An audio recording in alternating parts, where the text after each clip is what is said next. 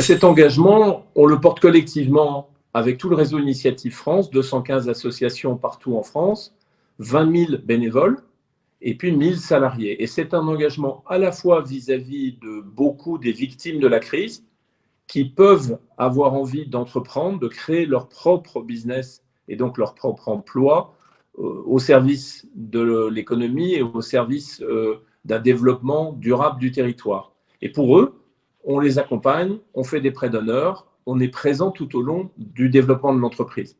Mais c'est aussi un soutien vis-à-vis de ceux qui ont déjà créé leur entreprise et qui sont confrontés à la dureté de la crise.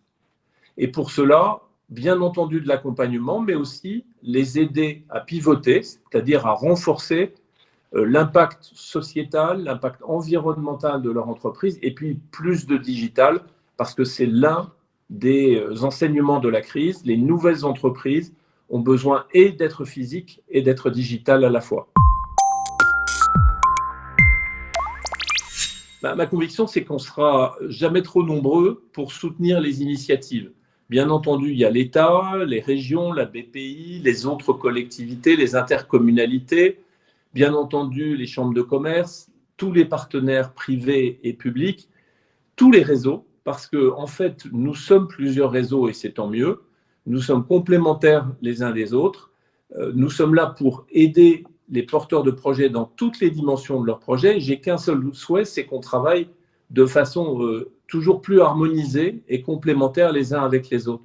Pour ça, c'est vrai que lorsqu'il y a un guichet unique, ça permet à un porteur de projet de ne pas être renvoyé d'un lieu à l'autre et d'un réseau à l'autre et de pouvoir avoir accès à l'ensemble des dispositifs d'aide et d'accompagnement.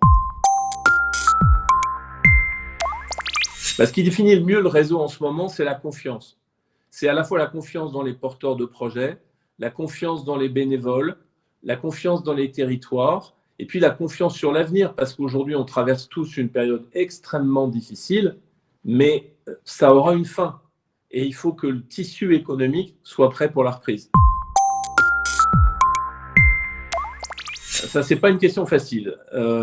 Peut-être Phileas Fogg et son tour du monde en 80 jours, car l'entrepreneuriat, c'est un peu comme le tour du monde, c'est un long voyage, fait de rencontres, fait d'enthousiasme, d'ambition, parfois de déception et de difficultés, mais beaucoup de rencontres, beaucoup d'aides, beaucoup de moments d'accompagnement qui font qu'on se souvient surtout que pour notre réseau, 93% des projets sont aujourd'hui des entreprises qui, 3 ans après, vivent, se développent et créent des emplois au service des territoires.